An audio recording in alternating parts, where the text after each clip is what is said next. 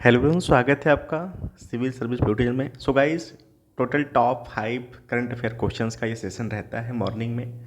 और ये जो वीडियो है आपको 5 बजे मॉर्निंग में डेली मिल रहा है।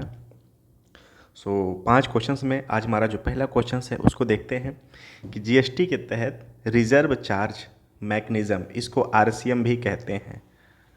ठीक है, रिजर्व चार्ज मैकेनिज्म क्या है?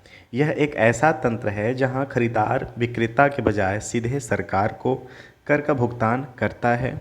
बी कथन क्या है? यह एक ऐसा तंत्र है जहां विक्रेता खरीदार के बजाय सीधे सरकार को कर का भुगतान करता है। सी है, यह एक ऐसा तंत्र है जहां खरीदार और विक्रेता दोनों सरकार को कर का भुगतान करते हैं। और डी, यह एक ऐसा तंत्र है जहां खरीदार और विक्रेता दोनों के लिए कर में छूट है। ठीक है, सो देखिए जो राइट आंसर है, यह एक ऐसा तंत्र है जहां खरीदार विक्रेता के बजाय सीधे सरकार को कर का भुगतान करता है। This is the right answer. ठीक है, थोड़ा सा और जान लेते हैं जीएसटी के बारे में। देखिए जो जीएसटी है वो एक अप्रत्यक्ष कर है। ठीक है, इनडायरेक्ट टैक्स है। नंबर 1, ये अस्तित्व में आया कब? क्योंकि इसके पहले वैट था।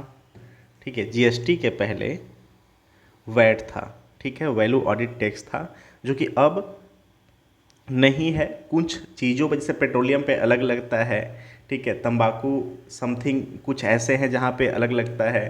ठीक है, और प्रॉपर्टीज़ है वहाँ अलग लगता है। तो वैट जो है वह अब अस्तित्व में उतना नहीं है जितना कि पहले था। पहला सिर्फ और सिर्फ वैट था, अब जीएसटी ने भी उसका जगह ले लिया है। ठीक है, सो इनडायरेक्ट टैक्स है। आया कब है? देखिए 29 मार्च 2017 को संसद में पारित हुआ था। ठीक है, 29 मार्च 2017 को यह संसद में पारित हुआ। ओके, और 1 जुलाई 2017 से प्रभावित हुआ। ये 1 जुलाई 2017 से प्रभावी हुआ। इससे जुड़ा आर्टिकल कौन सा है? ठीक है, सो इससे जो जुड़ा आर्टिकल है, अगर हम आर्टिकल की बात करें तो आर्टिकल 289A 279A ये आर्टिकल है। ओके, सो आई सो कि आप इसको समझ गए भली भांति कि क्या है क्या नहीं है। ठीक है, क्लियर। सो आपको ये भी याद रखना है कि जो 1 जुलाई 2017 है, 1 जुलाई 2017, सो 1 जुलाई 2017 से जीएसटी प्रभावी हुआ है। तो आई होप सो कि ये डेट बहुत इंपॉर्टेंट है। सो इसको प्लीज़ आपको याद रखना है। आर्टिकल बहुत इंपॉर्टेंट है। सो 279 आर्टिकल आपको याद रखना है। आगे चलते हैं क्वेश्चन नंबर 2 पे। निम्नलिखित कथनों पर विचार कीजिए। वर्तमान में भारत विश्व में सर्वाधिक दुग्ध उत्पादक देश है। दूसरा कथन है, पिछले 8 वर्षों के दौरान भारत में दुग्ध उत्पादन में 50% से अधिक की वृद्धि दर्ज की गई है। उपरोक्त कथनों में से कौन सा कथन सही नहीं है? ठीक है, ये मैक्सिमम हम ये मिस करते हैं कि क्वेश्चंस पढ़ लिया, सही टिक लगा दिया, बाद में पता चला कि उसके बारे में तो ये कहा जा रहा था कि कौन सा सही नहीं है। ठीक है, तो ये भी आपको ध्यान देना है। देखिए भारत वर्तमान में विश्व में सर्वाधिक दूध उत्पादक, देखिए 24% उत्पादन के साथ भारत पहले स्थान पे है। तो जो कथन पहला है वो तो सही है। दूसरा क्या है, पिछले 8 वर्षों के दौरान भारत में दुग्ध उत्पादन में 50% से अधिक वृद्धि हुई है। ये जो 50% से अधिक वृद्धि है ना, ये टोटल 51% की बात कर रहा है। एक्यूरेट इतना है। और ये 2014-15 से, ठीक है, 21-22 की बातें की जा रही हैं। ठीक है, वृद्धि दर्ज की हुई, तो बिल्कुल सही बात है। सो पहला सही है, दूसरा सही है। ठीक है, और सी भी सही हो गया। लेकिन हमको बताना है कौन सा सही नहीं है।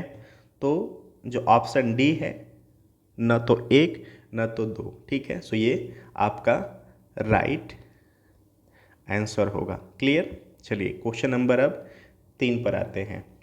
हाल ही में सलीम अजीज़ दुर्रानी का नाम सुर्खियों में था, यह निम्नलिखित में से किस क्षेत्र से संबंधित थे? ठीक है, पाकिस्तान के एक रेसलर के रूप में, बी स्पेन के कार्डियोलॉजिस्ट के रूप में, सी पूर्व भारतीय क्रिकेटर खिलाड़ी के रूप में, और डी बांग्लादेश के फुटबॉल खिलाड़ी के रूप में। तो राइट आंसर इसका है भारतीय क्रिकेटर के रूप में। भारतीय पूर्व खिलाड़ी क्रिकेटर रह चुके हैं। ठीक है, सो इसके बारे में थोड़ा देख लेते हैं। सो जो दुरानी है, अजीज़ दुरानी, यह भारत के लिए 29 टेस्ट मैच खेल चुके हैं। ठीक है, 29 टेस्ट मैच खेले हैं। ठीक है, और ये खेल के साथ साथ फिल्मों में भी काम किया था। ठीक है, 1969 में ये फिल्म एक मासूम, ठीक है, एक मासूम फिल्म, क्लियर, और 1973 की फिल्म में चरित्र में काम किया है। 1973 चरित्र, ये फिल्म का नाम है, इसमें इन्होंने काम किया था। सो आई होप सो कि आप इसकी एक अच्छी जानकारी अपने पास रख लीजिए और इसका एक छोटा सा शॉर्ट नोट्स भी बना कर रखिए। सो जान गए कि भारतीय क्रिकेटर सलीम अजीज़ दुरानी हैं, जो कि गुजरात के जामनगर में निधन हो गया है। तो आई होप सो कि जगह तो इतना इंपॉर्टेंट नहीं है, बट हाँ ये पूर्व भारतीय क्रिकेटर है।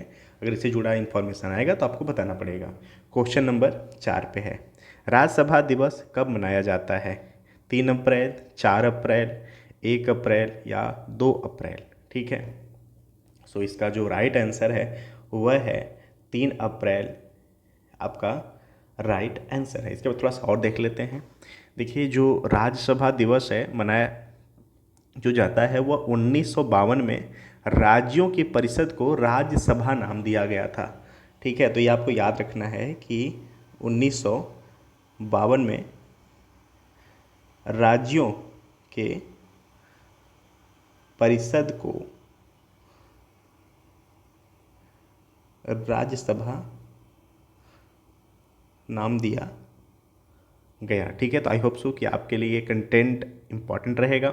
ठीक है, और 1952 में जो तत्कालिक राज्यों के परिषद के अध्यक्ष है डॉक्टर सर्वपल्ली राधाकृष्णन ने घोषणा की थी कि परिषद को हिंदी में राज्यसभा के नाम से जाना जाएगा। सो इस अवसर पर जो वर्तमान के लोकसभा अध्यक्ष हैं ओम बिरला, संसद के ऊपरी सदन के सभी वर्तमान और पूर्व सदस्यों को बधाई दी है। तो आई होप सो कि आप इसको अपने पास एक अच्छे कंटेंट के रूप में रखेंगे, ताकि ये एग्ज़ाम में यूजफुल रहे आपके। जो भी आपके सामने एग्ज़ाम वो ऑप्शंस आए उसको एलिमिनेट करने में, उसके लिए अवेयर करने में। और ये नाम भी याद रखना कि राज्यों के परिषद के अध्यक्ष डॉक्टर सर्वपल्ली राधाकृष्णन हैं। ठीक है, ये भी आप याद रखना कि 1952 की बात की जा रही है। ठीक है, तो उन्होंने ही कहा था कि इसको राज्यसभा कहा जाए हिंदी में। ठीक है, सो आई होप सो कि इसको आप इंजॉय कर रहे हैं। क्वेश्चन नंबर 5 और लास्ट पे चलते हैं। सीबीआई के संबंध में निम्नलिखित में से कौन सा कथन सत्य है? यहाँ सत्य बताना है। सीबीआई का गठन संथानम समिति की सिफारिशों के आधार पर किया जाता है। देखिए, अगर मेरा आप वीडियो देख रहे हैं, कोई भी सीरीज़ में चलाता हूँ उसको देखते हैं, तो आई होप सो कि जो संथानम समिति है, मैंने बताया है कि बहुत इम्पॉर्टेंट ये समिति है, बहुत इम्पॉर्टेंट समिति है। तो आई होप सो कि संतानम समिति से जुड़ी और जितनी बातें हैं ना, सारा कुछ जान लीजिए। क्वेश्चंस आते ही आते हैं और ये बहुत इम्पॉर्टेंट ये जो संघ लोक सेवा आयोग स्टेट पीसीएस एग्ज़ाम होते हैं ना, संतानम समिति से क्वेश्चन जुड़ के बहुत अच्छे से आते हैं, इसको भी याद रखना। ठीक है, सो बिल्कुल भैया ये सही बात है कि सीबीआई का जो गठन संतानम समिति की सिफारिशों के आधार पर, ये संतानम समिति बिल्कुल राइट है। तो आपको इसको याद रखना है। ठीक है, क्लियर। और 1997 का विनीत नारायण मामला सीबीआई के निदेशक के कार्यकाल से जुड़ा हुआ है। ठीक है, क्लियर। सो जो कथन दो है ना, ये 1997 का विनीत नारायण मामला सीबीआई के निदेशक के कार्यकाल से जुड़ा हुआ है, ये दोनों सही है, ठीक है। सो इसके लिए आपका ऑप्शन जो सी है वह राइट आंसर हो जाता है। अब थोड़ा सीबीआई के बारे में जान लेंगे तो ये दोनों कथन भी स्पष्ट हो जाएंगे और हमारे पास एक अच्छा खासा कंटेंट भी आ जाएगा। देखिए, जो हमारे देश के प्रधानमंत्री हैं नरेंद्र मोदी, वो 3 अप्रैल को नई दिल्ली स्थित विज्ञान भवन में केंद्रीय अन्वेषण ब्यूरो सीबीआई के, ठीक है, जयंती समारोह को उद्घाटन किया था। और जो सीबीआई की स्थापना है ना 1 अप्रैल 1963, ये आपको याद रखना है,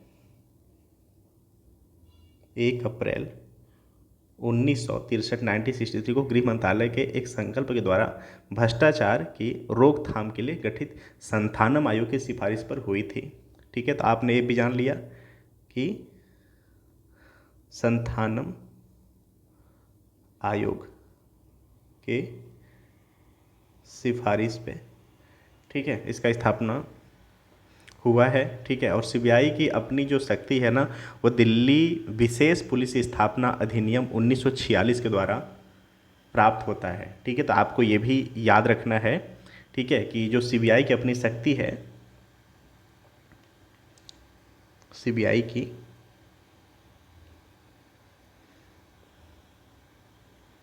अपनी शक्ति दिल्ली विशेष पुलिस, दिल्ली विशेष पुलिस स्थापना अधिनियम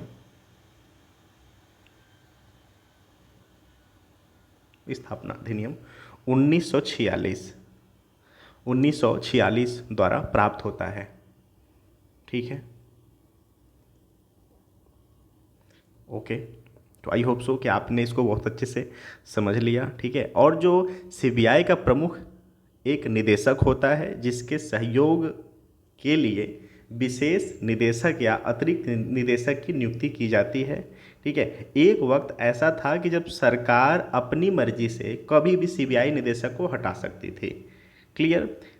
लेकिन यह नियम 1997 तक था जब सरकार ऐसा कर सकती थी। 1997 में विनीत नारायण मामले के बाद सुप्रीम कोर्ट की ओर से कार्यालय को कम से कम 2 साल का कर दिया गया। इसके पीछे मकसद था कि सीबीआई के जो चीफ हैं बिना किसी दबाव का अपना कार्य कर सकें। तो आई होप सो कि आपको याद रखना है। तो जो 1997 का विनीत नारायण मामला है ना, सीबीआई निदेशक के कार्यकाल से जुड़ा, तो आपको ये भी याद रखना है कि 1997 से पहले सरकार, यानी जो गवर्नमेंट रहेगी, ठीक है, कभी भी जो सीबीआई के निदेशक है ना उसको हटा सकती थी। लेकिन 1997 से पहले, ठीक है, 1997 के बाद सरकार कभी भी अपनी मर्जी से स्वतः नहीं हटा सकती। उसके लिए समय सीमा, ठीक है, फिक्स किया गया। सो कम से कम 2 साल कर दिया गया। इसके पीछे मकसद था कि जो सीबीआई के चीफ है ना, वो हटने के डर से या किसी भी दबाव के डर से न वो स्वतंत्र रूप से अपना कार्य कर सके। तो आई होप सो कि आप समझ गए। सो एवरीबडी, अगर आपको ये कंटेंट एग्जाम के रिलेवेंट लगते हैं तो प्लीज़ आप जुड़े रहिए, अदरवाइज एज भी आप इसको स्किप भी कर सकते हैं। So thank you so much, ऐसे ही प्यार देते रहिए और जुड़े रहिए। Thank you so much.